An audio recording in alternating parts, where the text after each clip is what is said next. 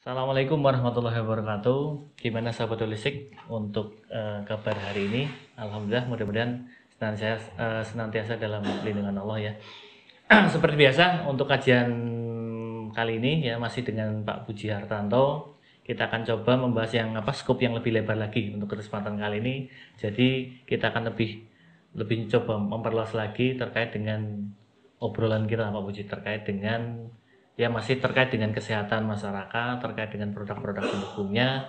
Untuk kali ini Pak Puji terkait dengan salah satu rangkaian ketersediaan produk-produk pendukung kesehatan terkait dengan herba dalam sektor produksi, Pak. Itu ya.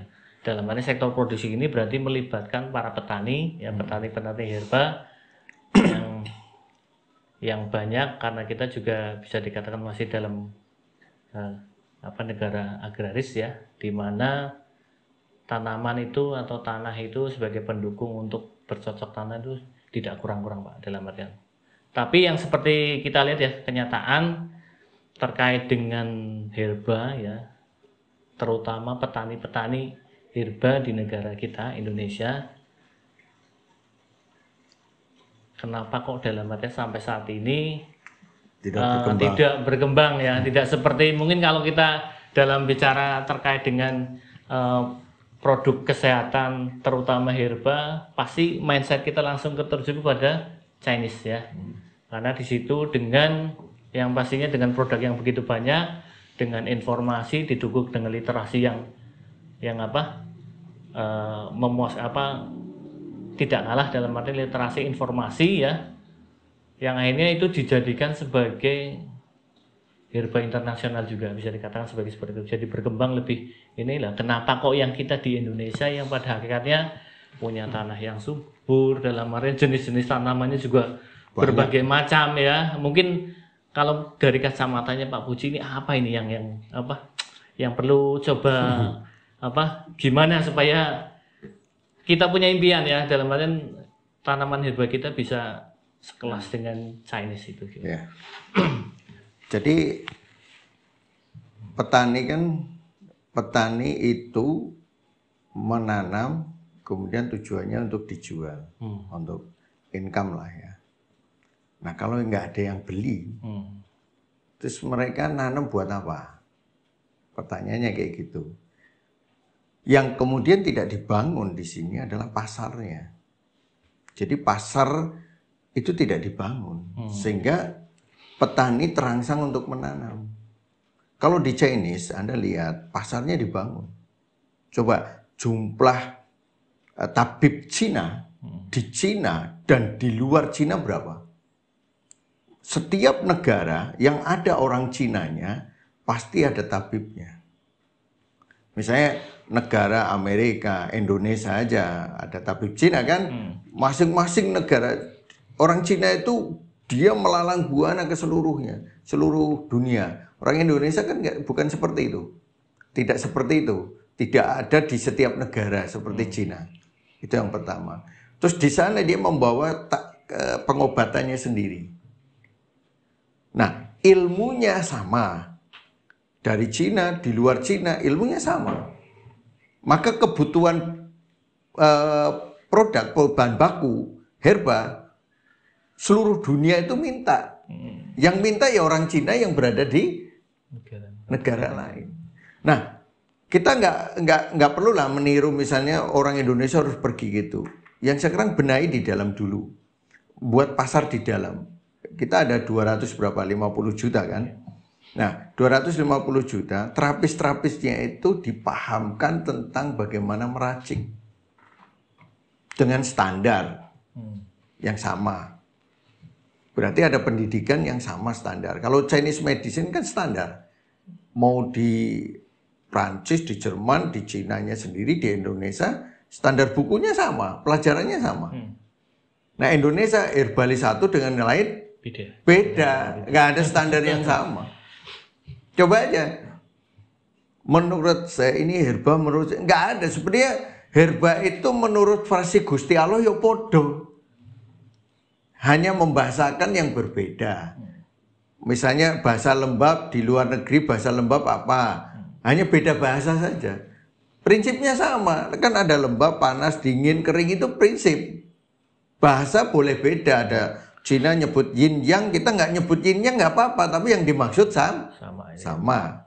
Nah, berarti harus membangun pasar. Membangun pasar berarti pasarnya siapa? Terapis yang meracik untuk kebutuhan masyarakat. Misalnya setiap desa ada ahli racik, atau setiap kecamatan lah ada ahli racik, atau setiap desa itu udah kecamatan terlalu luas lah. Desa ada ahli racik yang terpercaya dengan standar ilmu yang jelas. Nah, kemudian yang kedua, dengan ilmu yang jelas ini, kemudian dengan ilmu yang sama, standar seluruh Indonesia, sehingga dia membutuhkan barang apa. Yang sekarang kenalnya temulawak, kunyit itu tok, tapi herba-herba yang kemudian ada di buku, saya nyari di pasaran enggak ada. Saya nyari muja-muju sampai toko semua dicari, enggak ada muja-muju. Tapi kalau kita ke toko Cina, cari tutis muja-muju, mau 1 karung ada. Ini herba Indonesia juga, tapi di Indonesia enggak ada, di toko Cina ada. Nah kan ironis ini. Dan herbalis nggak ngerti muja-muju. Oh dulu muja-muju iya ada, herba makjun dulu. Terus kenapa di Jogja ada desa muja-muju? Itu karena dulu penghasil itu. Jadi ini karena pasar nggak dibangun, akhirnya petani saya mau nanam apa? Wong kita itu kalau mimian itu kan muja-muju itu bijinya. Mimian zaman dulu kan banyak. Di Cina itu dibudidayakan mimian itu. Karena diambil bijinya dan dijual jadi komoditi. Di Indonesia babatin semua jadi tembok. Terus nggak ada yang nanam. Saya nanam tuh sopo yang mau beli, pertanyaan kayak gitu.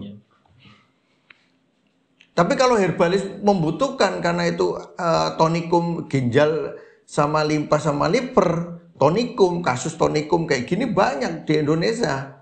Maka itu salah satu menjadi barang yang bagus untuk tonifikasi kelembapan yang ada di Indonesia. Saya pakai, orang lain nggak pakai.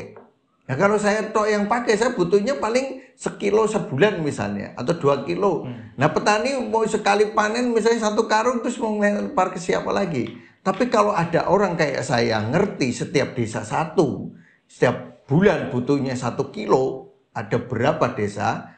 Kali 1 kilo. Maka munculnya apa? Pertanian. Itu seperti itu sebenarnya masalahnya. Jadi masalahnya saya simpel sebenarnya. Jadi kita mau promosi kayak apa nggak akan jadi kalau pasar kita sendiri tidak dibangun. Luar negeri mau minum, oke minum. Yang diminum apa? Ya itu aja, beras kencur itu. Taunya dari turun-temurun beras kencur, terus ngerti barang yang lain, daun duduk misalnya. Luka yang membusuk sampai berbelatung itu dengan daun duduk hilang belatungnya. Pembusukannya hilang. Terus akar kapas, biji kapas untuk tonikum ke ginjal pada orang yang kondisi gagal ginjal, kondisinya lemah, itu bisa dinaikkan dengan biji kapas dan akar kapas. Terus sopo yang kita mau mana? Nanya ke pedagang, ada nyediakan biji kapas, akar kapas gak ada. Jarang sekali. Paling itu betul ya, temulawak, kencur. Hanya itu aja. Paling seputar akhirnya itu. apa? Kapulaga, Kita dari kecil sampai hari. gede, herbanya seputar itu. Temulawak, kencur, beras kencur, kunyit asem, ya itu aja. Itu yang dikenalkan. Akhirnya tidak ada yang spesifik sampai kasus-kasus yang berat kemudian menjadi sesuatu kajian yang luar biasa. Kenapa? Ya tidak jadi budaya kayak di Cina, pengobatan yang berbudaya gitu, dengan budaya. Karakter di Indonesianya itu main gitu. Nah, ini makanya saya berharap kalau mau membangun pasar itu bangunlah pendidikan dulu. Bangunlah pendidikan dengan prinsip herba yang sama seluruh dunia dengan bahasa sunatullah itu menyatukan. Kalau bahasa menurut jenengan, menurut saya, akhirnya egonya masing-masing. Ini temuan saya. Tapi kalau sunatullah, itu miliknya Gusti Allah. Tergantung kamu mau bahasanya apa, terserah. Yang penting itu ilmunya punya Allah, bukan punya kita. Jadi itu menyatukan karena kita bodoh. Allah yang maha pintar, Allah yang menurunkan sifat dan karakter dari tanaman itu, dan Allah yang menurunkan penyakit. Kita merujuk kepada apa yang Allah ciptakan itu, maka kita akan satu. Tapi kalau kita merujuk kepada pola kita, nggak akan pernah bersatu. Nah, kenapa dulu ya sempat kita teman-teman kita sampaikan persoalan kayak gitu, nggak ada yang dukung. Akhirnya saya bangun sendiri persoalan itu, ya di komunitas sendiri. Hanya saya didik dengan pola yang sama, dengan berpikir yang sama, alur yang sama. Akhirnya apa terjadi pengembangan yang luar biasa. Andai kata ini dinasionalisasi, itu. Saya pernah dapat tanaman itu rasanya hangat akar, adanya di pedalaman di Nusa Kambangan. Itu masuk itu ularnya masih satu batang pohon kelapa itu. Itu ada petani usianya 80 tahun masih sanggup manggul 100 kilo. Itu makannya itu, tanaman itu. Nah, pertanyaannya saya dapat ini kan dari teman yang masuk ke hutan. Nah, sekarang kalau ke pasar dari mana? Siapa yang budidayakan? Ini tonikum. Begitu kita minum, langsung urat otot kita jadi kuat, hangat. Mungkin juga terkait ini Pak, mungkin itu sifatnya juga lokal, dalam arti ketika suatu daerah itu ya daerah tertentu itu aja yang paham, yang tahu. Nah, ini makanya kan kita lagi mencoba menyelesaikan persoalan ini, membantu menyelesaikan persoalan ini. Gimana kita memunculkan kembali herba-herba lokal dengan analisanya, kemudian kita kumpulkan. Itu proyek yang sedang kita garap, dan itu tidak bisa sendirian, harus banyak teman yang harus terlibat di sini. Itu seperti itu. Tapi paling tidak jangan ngimpi lah. Herba Indonesia kayak pecinan. Jangan ngimpi kalau saya katakan, kalau kita tidak bangun pasarnya. Bangun pasar berarti bangun pendidikan. Pendidikan harus yang bisa menyatukan, bukan kemudian memecah belah. Intinya itu. Berarti ada semacam kurikulum pendidikan yang terstandar, yang itu sebagai dalam arti jadi rujukan utama ketika apapun ya, dalam itu sebagai dijadikan sebagai parameter ya, parameter utama. Ketika tidak sama berarti beda itu ya berarti ya. Ya, contoh misalnya herba ada klasifikasi kan? Klasifikasi lembab, dingin, kering, kemudian diklasifikasi lagi lembab untuk urusan darah, urusan BAB, urusan kencing, urusan sistem cerna, mengolah makanan, itu kan ada polanya. Seluruh herba di Indonesia kita kumpulkan, kita buat klasifikasi. Ini cara kerjanya bagaimana?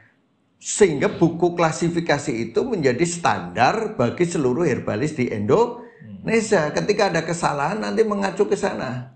Ketika ada kasus mengacu ke sana. Ketika ada kesalahan, cara ngecek dia salah atau tidak mengacu ke buku itu. Kepada buku itu dan kepada peta penyakit, bagaimana penyakit itu terjadi, maka kita akan tahu dia ngeraciknya salah atau tidak. Jadi ada standarisasi bakunya itu seperti. Nah di sekarang nggak ada, masih sendiri-sendiri. Kenapa? Herba di dunia lah, nggak cuma di Indonesia, itu prinsip ilmunya sama, satu. Tapi sih kita bicara persoalan ini di herbalis nggak ngerti. Prinsip ilmu sih satu. Ilmu itu yang nurunkan Gusti Allah. Udah, kalau Gusti Allah nurunkan, prinsip ilmunya sama. Nggak ada punya kita, punya sana, punya siapa, nggak ada. Ilmunya sama. Prinsipnya sama. Hanya bahasanya yang berbeda sesuai dengan dipahami oleh orang Cina, dibahasakan dengan bahasa Cina, yin yang. Oleh kita dibahasakan dengan bahasa kita, oleh orang Eropa atau Ayurveda di India dengan bahasa India. Tapi prinsipnya tidak akan beda. Makanya saya belajar Ayurveda, oh yang dimaksud kalimat dia adalah ini. Obat Cina, oh yang dimaksud pengobatan Cina begini, oh maksudnya kayak gini. Di kedokteran yang dimaksud kayak gini, sama sebenarnya. Apa yang beda?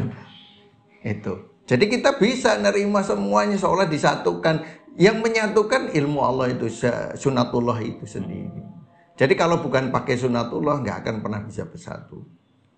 Karena apa? Egonya masing-masing yang main. Tapi kalau ngikuti Allah, egonya mau karena ini punya Allah. Itu seperti itu, prinsipnya seperti itu. Jadi membangun pasar ya dengan adanya kebutuhan yang banyak dengan cara pendidikan ya. Pendidikan yang sama dengan standarisasi yang sama. Mudah-mudahan ini bisa dalam artian ketika kebutuhan banyak, jadi petani terangsang untuk bisa memproduksi mau apa yang dibutuhkan. Itu apalagi mungkin diatur dengan regulasi yang pastinya bijaksana, lebih menguntungkan semua pihak itu dalam artian sebagai yang kembali lagi ke menyelesaikan masalah-masalah di kesehatan. Nah kalau sekarang masyarakat itu ya, misalnya yang ngambil itu kan pabrik, bukan herbalis. Pabrik butuhnya 10 ton misalnya, tapi produksi 30 ton, ya ditawar murah. Dan yang nawar 1.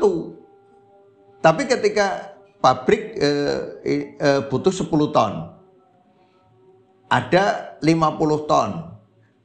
Masyarakat herbalis butuh 100 ton. Nilai tawar gede di mana? Di herbalis. Ini berapa? 10.000. Herbalis mampu 15.000 tak ini. Karena saya bisa ngelempar. Ya masuk ke sini. Maka nanti ketika ini pabrik nggak cukup, dia larinya ke sini. Mau nggak mau pabrik naikkan. Nilai pasarnya ini harus ada pasar tandingan, bukan pabrik aja. Ini pasarnya selama ini kan cuma pabrik. Nah, kalau diinjek harganya sekian ya nggak bisa. Sudah petani diam, daripada barang nggak kelempar busuk ya sudah. Tapi ketika ada ini permintaan di luar pabrik untuk kebutuhan terapis itu luar biasa.